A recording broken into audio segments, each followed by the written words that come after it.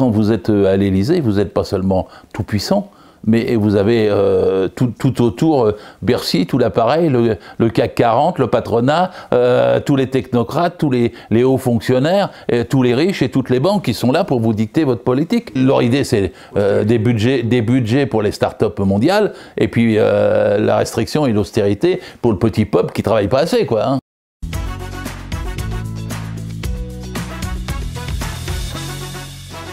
Que les actionnaires commencent par payer alors qu'ils ont 600 milliards de planqués dans les paradis fiscaux, que ceux qui cachent l'argent, qui fraudent, il y a 100 milliards au Luxembourg par 15 000 Français, on en connaît tous les noms, donc c'est facile d'aller les rechercher. Et si on est au pouvoir, je peux vous dire qu'on ira les rechercher, hein. Et puis ils paieront cher, hein. Ils paieront cher, ils le paieront cher, hein. Bonjour à toutes et à tous, vous êtes sur la tribune des pirates, donc on rencontre aujourd'hui Gérard Filoche, ancien membre du Parti Socialiste. Bonjour Gérard. Oui. Alors, et je vais entrer immédiatement dans le vif du sujet. Je suis militant à la CGT depuis 1963, et ça fait 60 ans que je milite, dont 24 ans au Parti Socialiste. Si je vous dis que la gauche est morte, qu'elle n'a plus de perspective à proposer aux gens, et qu'aux élections elle va se vautrer, qu'est-ce que vous en pensez? Je vais protester vigoureusement, parce que la gauche elle est majoritaire en France, ça se voit pas en ce moment. Mais qu'est-ce que c'est la gauche? C'est d'abord le salariat, ceux qui n'ont que leur force de travail à vendre. Et c'est 88% de la population active. Alors elle n'est pas prête de disparaître, hein, parce que tous ces gens-là, ils n'ont pas intérêt au capitalisme. Parfois ils ne le savent pas, mais leur aspiration, quand ils demandent une augmentation de salaire, la réduction de leur temps de travail, des droits sociaux, leur sécu, tout ça c'est des aspirations de gauche. Et par conséquent, la gauche, elle n'est pas prête de mourir. Par contre, les organisations qui sont nées du salariat, partis, syndicats, associations, collectifs, etc., sont en très grande difficulté, parce qu'aujourd'hui c'est une mosaïque, il y en a même, si on les compte bien tous, il y en a 18, des petites, des moyennes, des grandes, et aucune des forces politiques de la gauche n'est plus majoritaire. Il n'y a plus un groupe hégémonique comme du temps du Parti Socialiste, mais celui-ci s'est auto-liquidé dans la trahison du quinquennat maudit de Hollande-Valls. Et donc, le PS est maintenant, vous le savez tous, autour de 4%, et les filles entre 8 ou 11%, les Verts sont autour de 7-8%, et puis on doit rajouter 3% au PC, 1% à Lutte ouvrière, 1% au NPA, et donc on a en fait 5, 6, 7 gauches principales, disons, puis encore des groupes derrière, dont le mien, qui est la gauche démocratique et sociale, et donc tout ça, ça fait sûrement beaucoup, mais comme c'est éclaté, ça ne se voit pas. Mais ça ne nie pas l'idée que la gauche existe, qu'elle lutte et qu'elle va être majoritaire. Si elle s'unit. Et tout à l'heure, vous aviez, quand on en parlait, un raisonnement très intéressant concernant l'abstention. Oui, et oui, parce que dans tous les sondages aujourd'hui, les gens de gauche ne répondent pas. Qu'est-ce que vous voulez qu'ils répondent? Ils sont en désaccord, on leur présente 8 candidats, bientôt 9. Il y en a 9 depuis ce matin, je crois. Bon, alors, on représente 9 candidats. Qu'est-ce que vous voulez qu'ils répondent aux sondeurs? Ils disent, ils sont aux abonnés absents. Alors, il faut comprendre l'histoire du vote des salariés, hein. J'y vais un peu grossièrement, mais l'étude des bureaux de vote depuis des décennies confirme la même chose. Il y a en gros, dans le salariat, il y en a à peu près 30% qui votent à droite, mais presque toujours. Voilà, sinon, la droite, elle n'aurait pas de voix, hein. Donc, cette partie-là, c'est quoi? C'est des gens qui, je dis toujours de façon un peu trop péjorative, mais enfin, c'est ceux qui sont dominés par le château, par le patron et par le curé, dans leur mémoire, dans leur culture, dans leur famille, puis ils ont toujours voté à droite, croyant que c'était par là que c'était leurs intérêts. Ils se trompent, hein, c'est comme des dindes qui votent pour Noël, mais ils existent. Et près de 30% du salariat, c'est pas négligeable, hein. Et après, il y a 70% du salariat qui votent plutôt toujours à gauche quand elle vote. Mais par exemple, en 2012, la gauche était, faut bien regarder ça, elle avait 2 villes sur 3, 20 régions sur 22, l'Assemblée nationale, le Sénat, et elle avait 61 départements sur 100. C'est-à-dire que jamais, et le Sénat, hein, pour la première fois, jamais la gauche en 2012 n'avait été aussi forte de toute son histoire. Les gens qui votaient, ils voulaient de la gauche, quoi. Vous ne pensez pas que c'est aussi un refus de Sarkozy? Ah bien sûr, mais les deux, parce que refuser Sarkozy, c'était forcément vouloir aller à gauche quand même. Mais aujourd'hui, quelles sont les perspectives de proposition que nous donne la gauche? Vous allez un petit peu vite avant de me laisser conclure, si vous me permettez, sur le sujet. Parce que les 70% de salariés qui sont à gauche, que je qualifie comme à gauche, ils s'abstiennent quand il y a trahison, ça a été le cas après Hollande-Valls. Et ils s'abstiennent quand il y a division, parce qu'il n'y a pas d'espoir pour remplacer ce que la trahison a détruit. Et nous sommes exactement dans cette période. C'est-à-dire que les gens ont encore de la rancœur 5 ans après contre Hollande-Valls. Et par contre, ils n'ont pas d'avenir parce qu'ils ne voient pas se dégager une solution de reconstruction de quelque chose qui pourrait leur permettre de se sortir du capitalisme, même s'ils n'ont pas d'illusions, même si c'est compliqué. Enfin, ils cherchent. Bon. Alors, aujourd'hui... Quelles sont, selon vous, les propositions que pourrait faire un parti de gauche qui réunirait tout le monde ? 1800, 60, 32, 20, 5. Par exemple, les retraites. À 1800, attendez, le SMIC. La retraite, 60. 32, la durée du travail hebdomadaire. 20, pas de salaire supérieur ou de revenu supérieur à 20 fois le SMIC. On prend tout au-dessus. Et 5, c'est-à-dire pas plus de 5% de non-CDI par entreprise. On peut admettre qu'il y ait des gens qui soient à un moment donné ponctuels, précaires, remplaçants, etc., surcroît exceptionnel de travail, mais pas plus de 5%, ça ne peut pas être un mode de gestion. Donc à chaque fois, ça a été des conquêtes, on va dire, au niveau social, oui. Au niveau du travail, des conditions de travail, et c'est ça qui, pour vous, a fait que la gauche a pu... Le problème aujourd'hui, c'est que la gauche est sur la défensive, puisque la droite... Évidemment, vous avez eu successivement Sarkozy et Hollande. Hollande a fait une politique droitière. Vous avez eu la loi El Khomri célèbre, enfin bon, et la loi Pénicaud qui a tué le code du travail. Vous savez ce que le résultat si la gauche au pouvoir fait une politique de droite dans le futur, pourquoi ça changerait ? Parce qu'on voudrait être assez fort pour l'empêcher. Mais qu'est-ce qui l'a empêché de faire une politique de droite ? Parce qu'on voudrait être assez fort pour l'empêcher de faire une politique de droite. Figurez-vous quand même qu'entre 2012 et 2017, on n'est pas resté les deux pieds dans le même sabot.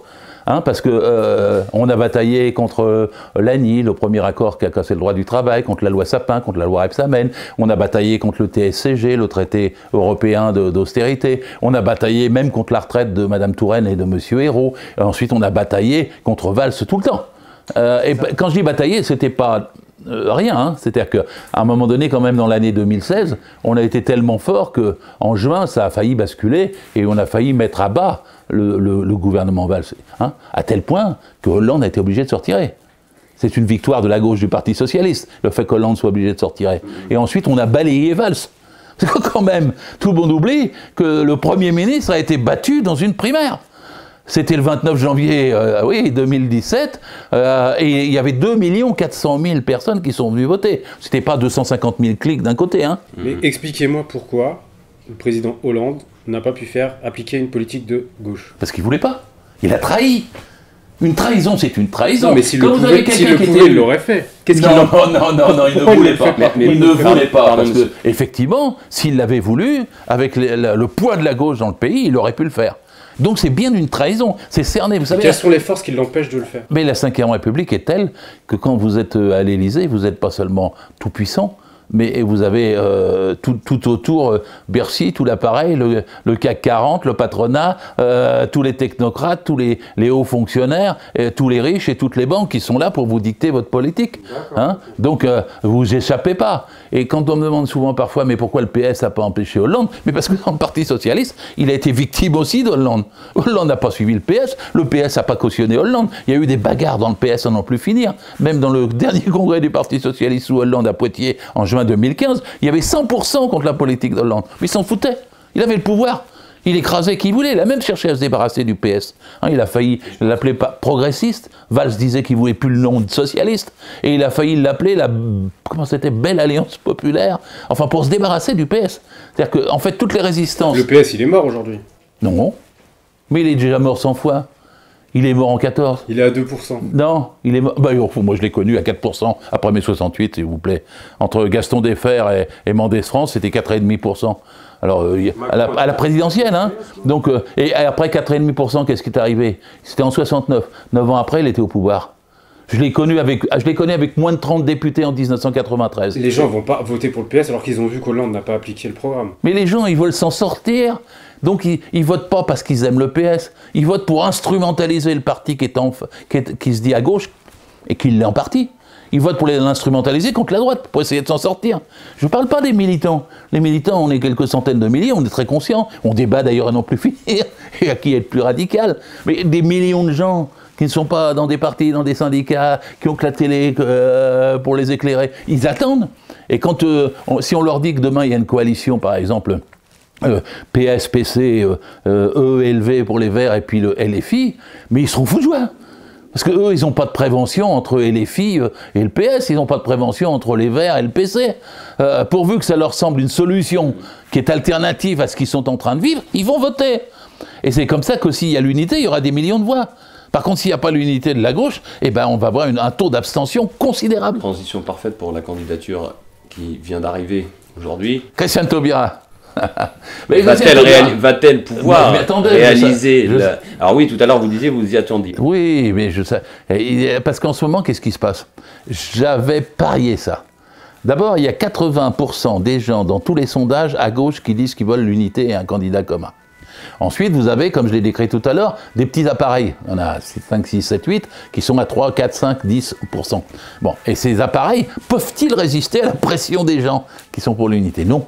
Donc ça devait se fissurer. Et moi, ils ont quand même beaucoup résisté. Ils ont beaucoup, je suis d'accord. Mais les appareils, en général, ils défendent c'est les derniers qui défendent leurs intérêts, même quand il est trop tard pour eux. Et là, je l'ai vu, vous l'avez vu comme moi avec Anne Hidalgo. Bon, c'était fatal qu'elle soit obligée de reculer et de dire, bon, finalement, je veux l'unité, je veux une primaire, etc. Parce qu'elle allait dans le mur. Bon. Et alors ensuite, qu'est-ce qui se passe aujourd'hui chez les Verts? Moi, je ne suis pas devin, mais la majorité des Verts sont pour répondre à la proposition d'Hidalgo et dire, on refait une primaire de toute la gauche. Jadot veut pas. Mais combien de temps résistera-t-il? Hein, la question. 4 mois pour les élections. Oui, mais Jadot, il avait fait un accord avec Hamon fin février l'année dernière, en 2017, alors que le scrutin était en avril. Donc, vous savez, jusqu'à 3 mois de l'élection, moi, je m'étais trompé, d'ailleurs, il y a 5 ans. Je croyais que Macron serait éliminé. On a eu des surprises, puisque Fillon, Macron, tout ça, etc. Et là, on en a encore, vous savez. C'est pas fini, Zemmour, et tout ça, parce qu'il y a des gens qui disent, oui, ben, ça a une fragmentation à droite. Ouf, ils se retrouveront bien, parce que c'est les mêmes idées entre Zemmour et puis Le Pen. Donc, à un moment donné... Qui ont quand même grandi dans le pays, M. Filoche. Je ne crois pas trop. Mais je vous entends, mais permettez-moi d'avoir ma conviction. Oui. J'observe. Quand il y a une question aux Français, êtes-vous pour ou contre accueillir correctement les immigrés? Il y en a 85% qui répondent, on veut les accueillir correctement.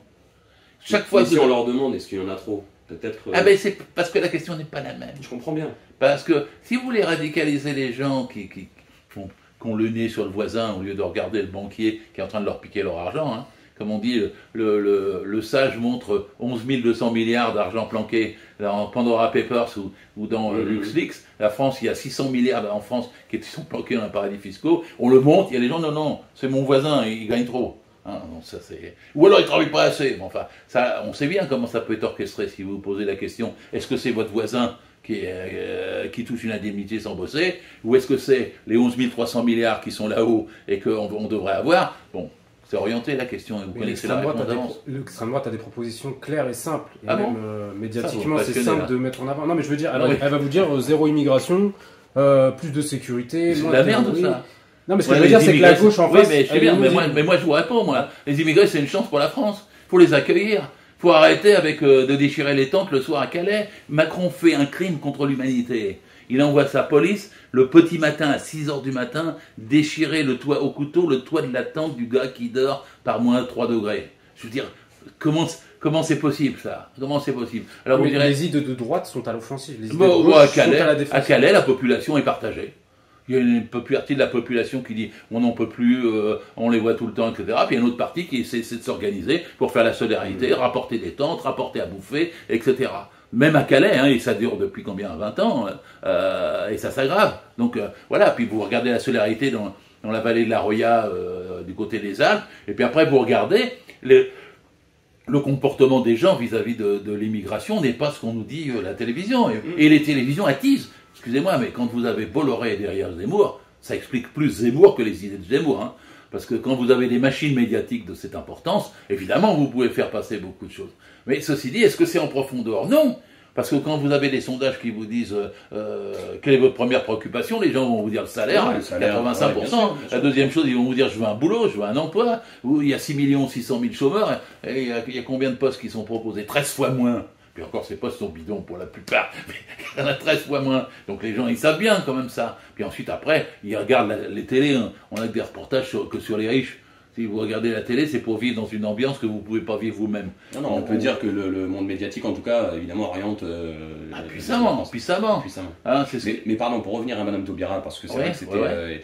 Alors, pour vous, c'est pour bien, moi, c'est pas bien, il y a des si, il y en a pas. parce qu'elle est la 9e candidate, c'est foutu d'avance. Évidemment, mais alors a-t-elle la possibilité d'unir la gauche? En plus, je suis toujours sur les questions de fond, moi. Je veux savoir quel est son programme. Hein. Parce que moi, si je vous dis que je suis pour la hausse du salaire, la retraite à 60 ans, la réduction du temps de travail et la reconstruction d'un code du travail, pour une nouvelle réforme fiscale, pour qu'on prenne aux riches, pour qu'il y ait une 6e république démocratique, sociale, laïque, parlementaire, ça, moi, je suis pour tout ça. Elle, moi, je l'aime bien. Elle est sympathique comme personnage. Jean-Luc, il est pour.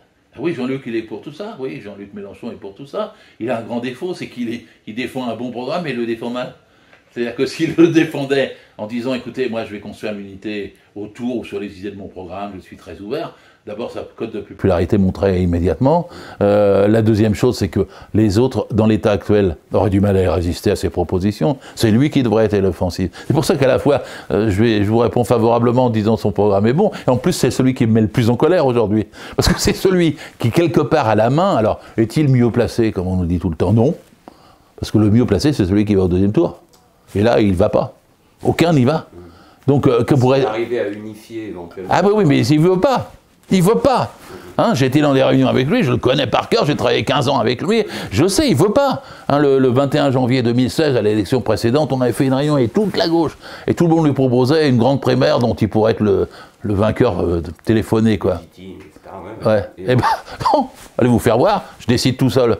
Bon, et puis l'année dernière, en 2020, vous savez même pas, les gens ne savent pas, mais c'était pire, parce qu'il y a une proposition qui a été faite par 22 organisations, dont la CGT, la FSU, Solidaire, Greenpeace, Attac, Copernic, 22 organisations, l'UNEF, tout le monde, qui ont proposé un plan de sortie de crise en 32 mesures.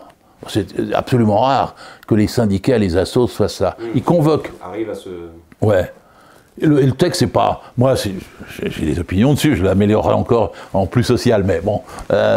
Toutes les organisations ont réussi à s'entendre. Voilà, et ils ont proposé à toutes les partis politiques, dont le mien, la Gauche démocratique et sociale, et à LFI, on était tous autour. Il y avait sur l'écran, c'était en visio, il y avait Olivier Faure, il y avait Julien Bayou, tout le monde, on était tous là. Et puis Mélenchon l'a fait... Alors bon... Quand vous avez un dirigeant qui répond ça à 22 organisations et au principal syndicat du pays, vous vous étonnez après qu'il n'y a pas d'unité, quoi. Hein. Le problème de la gauche, c'est la division. C'est le problème numéro 1. Les gens me disent, non, c'est pas vrai, il n'y a qu'à aller chercher les abstentionnistes et puis les convaincre. Moi, je sais ce que c'est le colibri, ça. C'est une théorie individualiste qui ne sert à rien. Parce que pour convaincre une masse de millions de gens, il faut lui proposer un projet qui soit immédiat, concret. Ils votent, ils se dérangeront si c'est du solide. Sinon, ils lisent même pas les programmes. Le jour distribué sur le marché, la dame m'avait dit « Mettez-vous d'accord d'abord, j'irai votre trac après. » Oh Pertinent. D'accord. La mesure phare, ce serait une augmentation des salaires, c'est ça? Le SMIC, c'est à 1800. Hein, je suis même plus à gauche que mon ami Mélenchon, puisque lui il dit 1400. Mais je vais vous expliquer pourquoi je dis 1800. Parce que 1800, c'est une augmentation de 30%. Hein, on est en brut à ce niveau-là. 30%. Et même le SPD allemand augmente le SMIC allemand, là, en un seul coup de 30%. Pourquoi on ferait moins en France? Qu'est-ce que c'est que cette histoire? Ensuite, après, moi, je veux que toutes les grilles de salaire bougent. Grilles, niveau, coefficient et échelon. Parce que s'il y a des conventions collectives, les patrons ne les négocient pas, mais si on est au pouvoir, on va les faire négocier. Hein. Parce qu'une convention, ça dépend si on l'étend ou si on ne l'étend pas. Ça dépend de l'avis du gouvernement et du ministère du Travail. Et si vous élargissez une convention, eh ben, vous bousculez tous les salaires et pas seulement le SMIC. Bon, là, le premier point. Deuxième point, moi je veux un salaire maximal. Parce qu'il faut, alors je me suis fait engueuler au jeu parce qu'on m'a dit ton expression n'est pas bonne, mais tant pis, il faut un MeToo contre la finance. Vous comprenez ce que je veux dire? C'était une mobilisation de l'opinion où on ne peut plus supporter d'avoir un riche qui est trop yacht, quoi. Que le mec soit pourchassé. Oui, mais c'est très important ça, parce que c'est pas loin de mûrir dans le monde. Vous avez 8 humains qui possèdent plus que 3,5 milliards de la planète. Mélenchon, il propose de prendre à ceux qui sont engraissés pendant le Covid. Oui. Ça, c'est bien, ça. Mais c'est bien, on est bien d'accord. Moi, je suis pour le salaire maximal à 20 fois le SMIC. On me dit, c'est beaucoup. Oui, mais c'est la revendication de la Confédération européenne des syndicats. Et moi, tous sont pour ça, y compris la CFDT, vous comprenez ce que je veux dire? Et la première idée, c'est de faire passer le salaire maximum. Parce qu'après, vous le descendrez à une fois 15, voilà, à 10, ok? Mais à 20, moi, qu'est-ce que vous voulez À l'école, on vous note de 1 à 20. Pourquoi on vous paye de 1 à 600 quand vous êtes plus grand?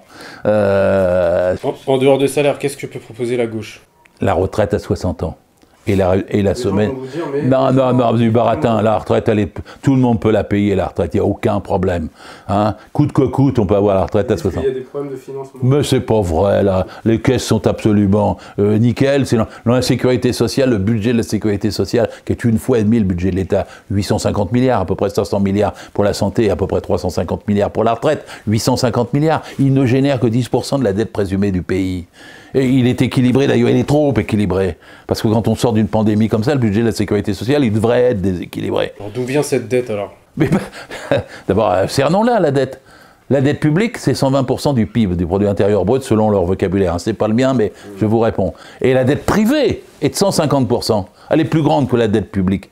Mais écoutez, la dette privée est plus grande que la dette publique, qui commence par rembourser, au lieu de demander des aides à l'État pour faire des automobiles ou pour faire des avions, que les actionnaires commencent par payer, alors qu'ils ont 600 milliards de planqués dans les paradis fiscaux, que ceux qui cachent l'argent, qui fraudent, il y a 100 milliards au Luxembourg par 15 000 Français, on en connaît tous les noms, donc c'est facile d'aller les rechercher. Et si on est au pouvoir, je peux vous dire qu'on ira les rechercher. Hein.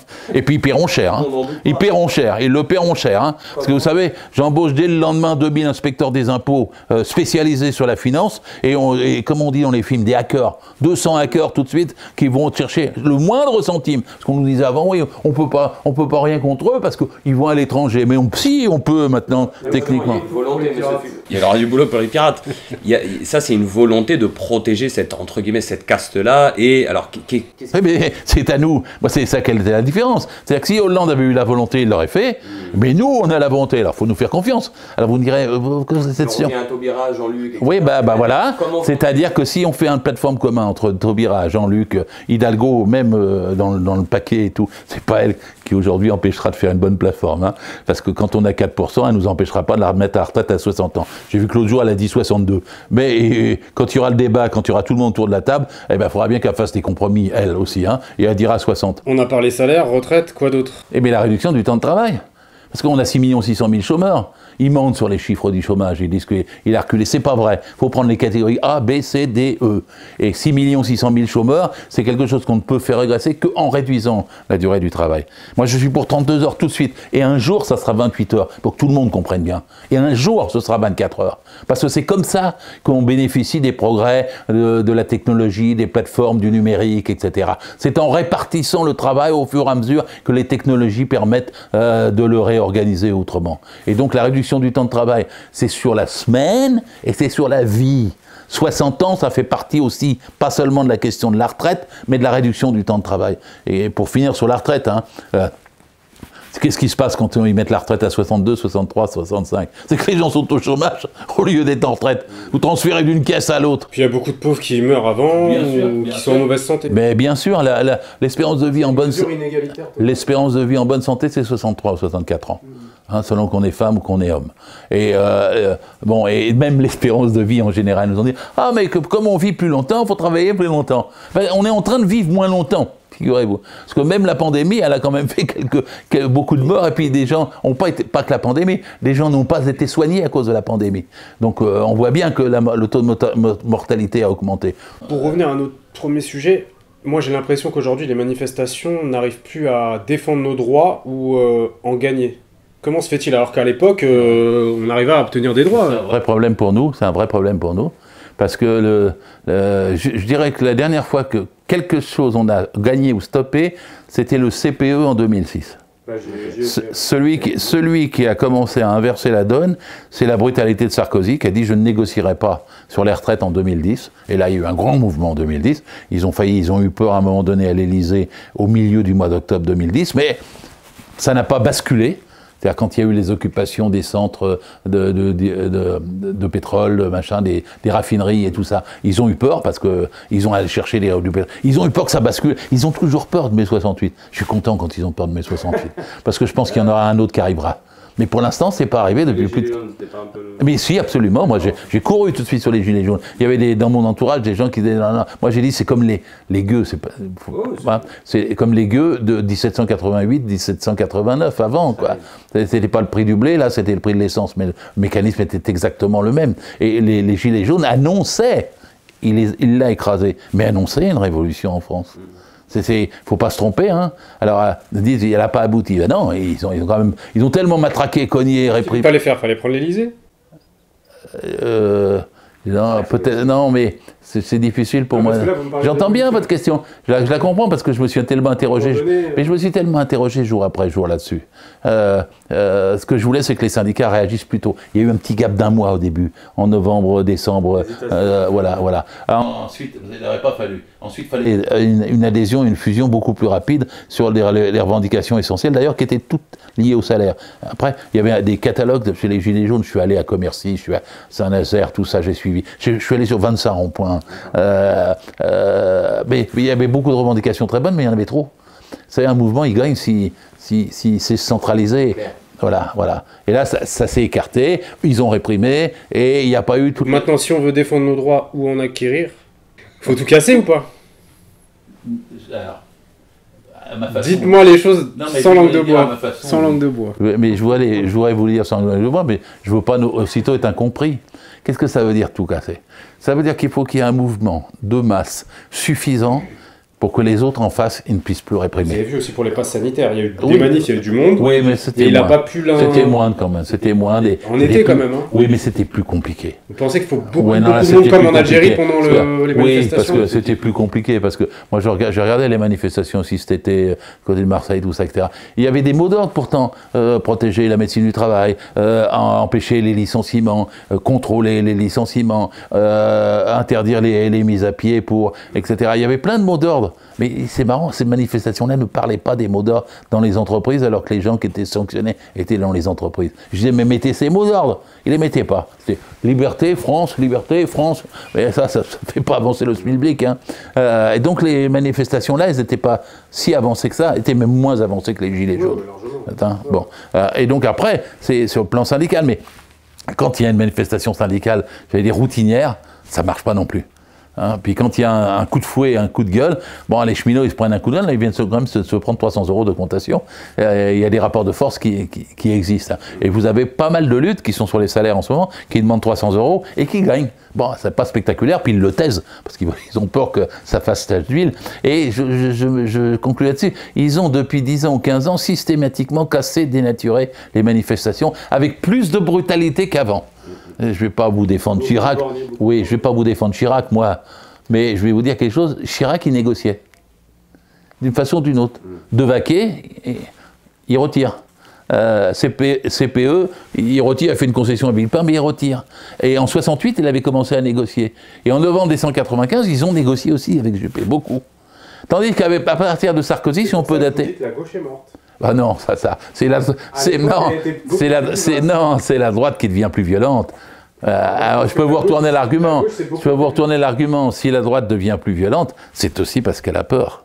C'est-à-dire que face aux Gilets jaunes, ils ont eu peur. Moi, je pense que la gauche à l'époque était beaucoup plus... Et je vais vous dire quelque chose. Ils ont acheté le vendu Hollande. C'est un personnage dans l'histoire, je voudrais qu'il soit vraiment très bas comme personnage. Hein. Mais ils ont gagné 5 ans de trahison, ça a démoralisé beaucoup. Et il y a quand même eu des luttes énormes. Il y a eu, après la défense du Code du travail face à Pénicaud au début de Macron, il y a eu les Gilets jaunes, il y a eu la longue bataille de près de 3 mois des cheminots sur la SNCF, c'était pas rien non plus. Il y a eu les retraites juste avant le Covid aussi. Et il y a eu les retraites. Et juste avant, et donc finalement sur les retraites, il cède quelque part. Parce qu'il il n'a pas pu, il a écarté, il a dit... Bon. Donc de quelque part, le rapport de force sociale, en termes de rapport de force sociale, de lutte de classe, il est évidemment, les bourgeois, les réacs, tout ça sont à l'offensive, mais il n'est pas perdu, joué, réglé, la résistance est là. Et moi, pareil, je postule qu'il va y avoir un retournement. Hein, c'est-à-dire qu'à un moment donné, quand les gens vont se dire la menace, je perds trop, parce que les gens, ils se battent pas quand ils ont perdu, ils se battent... Ils ont faim. Oui, c'est ça. Quand ils ont le sentiment de perdre et qu'ils n'ont plus d'autre choix que de se battre. C'est exactement ça. Et là, on est un peu dans cette situation. Et vous imaginez, moi je ne veux pas l'imaginer que Macron soit réélu. Mais qui? Ah mais, attendez, j'ose pas imaginer, mais s'il est réélu, hein, il restera toujours en 22, en 23, à 24, la possibilité d'une explosion sociale dans ce pays. Hein. Et ça aussi, c'est les bourgeois, et ils font attention, parce qu'ils regardent les choses de près, ils ont des statistiques, des interviews, ils regardent l'état d'esprit des masses, comme on disait dans ma jeunesse. Et l'état d'esprit des larges masses, il n'est pas pour il est pas pour le système actuel. C'est pour ça que la gauche, elle ne mourra pas. Elle va gagner, elle va gagner, elle va gagner. Sur le plan idéologique, la droite... La gauche, mais la gauche, oui, mais la gauche est belle et rebelle, c'est notre classe, c'est notre camp, c'est notre passé, c'est notre tradition, c'est notre avenir. Tous ceux qui vous disent la gauche, c'est fini, ils ont tort, j'ai tellement entendu ça. Oui, mais j'entends bien, mais j'ai tellement entendu ça par des gens sérieux qui, après mai 68, disaient ça aussi. Oh, regardez, ils ont voté à droite après mai 68. Bah non, c'était absolument vaste. Ah ouais, regardez, en 93, après les trahisons de Bérégovoy, tout ça, ah, paf, elle revient au pouvoir 4 ans après. Ah, regardez, après Jospin, c'est fini. Ah, voilà, c'est surtout après Jospin. Le Pen en tête, après 2002, j'ai entendu pendant des années, on me disait que la gauche c'était totalement fini. Elle est revenue. Alors on me dit, oui, mais c'était avec Hollande, c'est du foutaise. Non, parce qu'il faut distinguer l'élan qu'a porté Hollande et la trahison de Hollande. Okay. C'est pas la même chose. Si vous avez voté en 2012, vous voteriez Hollande. C'est avec seulement l'idée qu'on va faire ce qu'il faut pour le dégommer plus vite que ce qu'on a fait ou plus fort que ce qu'on a fait. Pourtant, moi j'étais aux premières lignes. J'ai monté dans le Parti Socialiste une opposition de 30%. Historiquement, c'était pas arrivé. Et à me conjuguer ça avec le mouvement de masse, avec les syndicats, avec tout ça, on n'était pas si loin que ça d'y arriver. Après, on me dira, tu y es pas arrivé. Enfin, bon, faut faire ce qu'on doit. Et vous, à titre personnel, vous allez rejoindre un parti en particulier ou pas? Et moi, si j'étais... Je vais vous dire quelque chose, tout à fait franchement, que je n'ai jamais dit. S'il y avait de la démocratie dans LFI, c'est-à-dire un droit de tendance, un débat organisé, si c'était pas un truc gazeux où c'est le chef qui dirige, j'y serais déjà. Hein. J'ai une question. Deuxième tour, Macron, Zemmour, Macron, Le Pen. Non, ne faites pas répondre à ça. Apparemment. Ne faites pas répondre à ça parce que je fais tout pour éviter ça. Mais vous votez pour qui? Attendez. J'avais dit ça en 2017. J'avais répondu à la question, c'était Jean-Jacques Bourdin. Bon, il m'a dit qu'est-ce que vous votez? Et j'ai dit, moi, il y en a un qui a le revolver, c'est Le Pen, et il y en a un qui a le poison, c'est Macron. Je me débarrasse d'abord de celle qui a le revolver, et je combats celui qui a le poison. Je n'ai pas inventé ma formule, c'était celle de Trotsky en 1933, entre Hindenburg et Hitler. Et comme à l'époque, à Hindenburg, le Parti Socialiste et le Parti Communiste se faisaient une guerre féroce, physique. Alors, sociotraite, Hitler est passé au milieu, parce que c'est une triangulaire. Quand Hitler gagne, le PS et le PC sont majoritaires. Mais comme ils sont en train de se cogner, Hitler passe au milieu. Et à ce moment-là, il ne reste plus qu'un mec de droite, le vieux Hindenburg gâteux, mais totalement réac, etc. Et le seul choix qui se pose à ce moment-là aux militants, c'est de voter entre les deux. Et Trotsky, de loin, il dit, vous avez tellement déconné en faisant pas l'unité quand il fallait la faire, que maintenant vous refusez de vous opposer au pire des deux. Ça va pas, non? Alors votez pour le moins pire des deux, ça ne réparera peut-être pas les conneries que vous avez faites avant et la division que vous avez eue avant, mais au moins essayez d'empêcher Hitler de gagner. Et c'était un des rares lucides de cette époque. Et donc moi j'ai la même position sur ce plan-là aujourd'hui, adapté. Enfin Le Pen c'est Hitler, vous avez un billet aller, vous n'avez pas de billet retour. Quelles que soient les combinaisons derrière avec et contre elle. Donc moi ça c'est ça. Mais après vous me dites c'est l'autre sujet, c'est Macron. Je suis déjà... malade d'y penser. Ouais. C'est pour ça que je fais tout pour éviter ce cas de figure, et que je fais tout jour et nuit pour qu'il y ait l'unité de la gauche et un candidat commun. Je vais vous dire, moi encore, je le dirai, je n'ai pas dit comme ça souvent. Aujourd'hui, dans la situation actuelle, Mélenchon pourrait être le meilleur candidat. Il se dit mieux placé, on ne croit pas au sondage tous, mais... 2017, il aurait pu gagner. Mais il fallait qu'il fasse l'accord avec Hamon, c'était pas dur quand même. Parce que le report des 6% de voix d'Hamon, il ne pouvait pas se faire sans accord. Macron a gagné grâce aux voix de Bayrou. Oui, bien sûr, bien sûr. Et Mélenchon a pu gagner grâce aux voix d'Hamon. Bien, on est d'accord. Et donc là, si vous avez un accord, si Mélenchon accepte de dire, écoutez, vous voulez tous discuter? Discutons. Puisque c'est ça que Taubira dit ce matin. Discutons. Moi, je n'ai pas le peur du débat. Eh bien, il gagne. Parce que dans le débat, je crois qu'il a assez de talent pour pouvoir le faire, et que son argumentation, quand elle ne me déplaira pas, sera assez efficace. Et donc, dans ce cas-là, il l'emportera. Et il aura la légitimité qu'il n'a pas aujourd'hui. Parce qu'aujourd'hui, tout le monde a des trucs contre lui, des griefs, des machins anticaractériels. Tu cries trop, t'as matin, la perquisition, tout ça passera. Il gagnera une légitimité s'il accepte le débat et s'il accepte de dire « je m'adresse à toute la gauche et je l'organise démocratiquement ». À partir de ce moment-là, il gagne. Et là, on a pu les cas de figure, comment vous avez dit, Macron, Le Pen, Macron, Zemmour,